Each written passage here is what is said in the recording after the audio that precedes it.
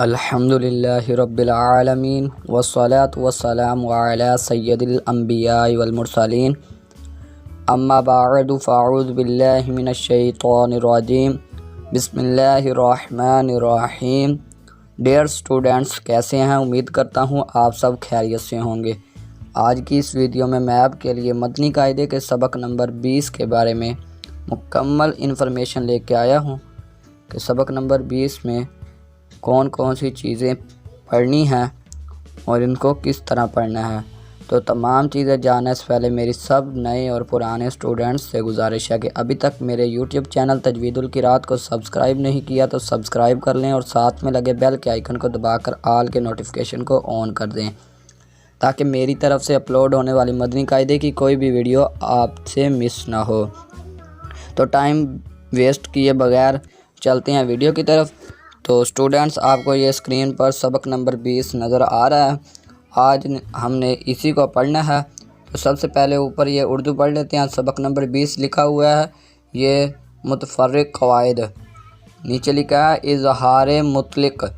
ان 4 کلمات میں نون ساکن کے بعد حروف یرملون ایک کلمے میں آنے کی وجہ سے ادغام نہیں بلکہ اظہار مطلق ہوگا، اس لیے ان 4 کلمات میں نون گنہ نہ کریں۔ یعنی آج کا جو ہمارا ٹاپک ہے وہ ہے اظہار مطلق۔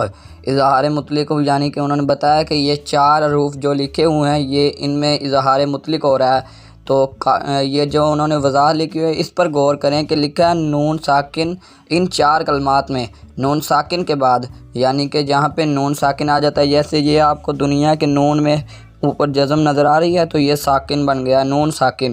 نون ساکن کے بعد حروف یرملون، یعنی یہ جو ہم نے پڑھا تھا ادغام پڑھا تھا، تو ادغام میں حروف یرملون آتے ہیں۔ وہ حروف یرملون بتا رہے ہیں کہ حروف یرملون ایک کلمے میں آنے کی وجہ سے، یعنی اسی کلمے میں آنے کی وجہ سے ادغام نہیں ہوگا۔ جیسا کہ ہم نے پیچھے پڑھا تھا ادغام میں حروف یرملون میں سے کوئی بھی حرف آ جائے تو ادغام ہوگا، تو وہ کہہ رہے ہیں کہ حروف یرملون ایک کلمے میں آنے کی وجہ سے ادغام نہیں ہوگا بلکہ اظہار مطلق ہوگا۔ تو یہ ہم 4 حروف پڑھ کر دے دیتے ہیں کہ کس طرح اظہار مطلق ان میں ہو رہا ہے۔ تو یہ آگے میں آپ کو 4 حروف پڑھ کر سناتا ہوں کہ اس کو کس طرح پڑھنا ہے اور اس میں اظہار مطلق کس طرح ہوگا۔ تو ذرا غور سے سنیے اسے کہ میں کس طرح آپ کو یہ پڑھ کر سناتا ہوں۔ دال نون پیش دن یا الف زبر یا دنیا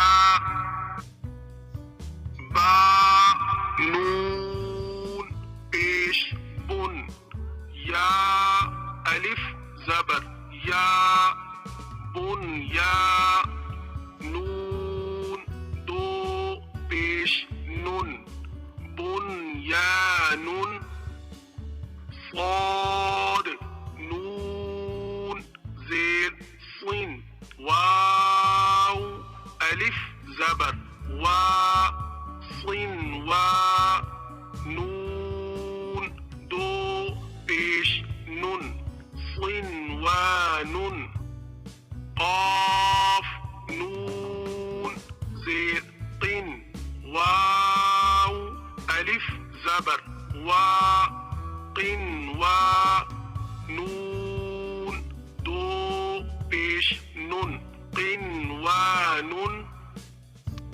تو اسٹوڈنٹس، دیکھا میں نے آپ کو یہ 4 کلمات پڑھ کر سنائے ہیں، 4 حروف پڑھ کر سنائے ہیں کہ ان میں نے بالکل بھی گنہ نہیں کیا کیونکہ یہاں پہ اظہار مطلق ہو رہا تھا۔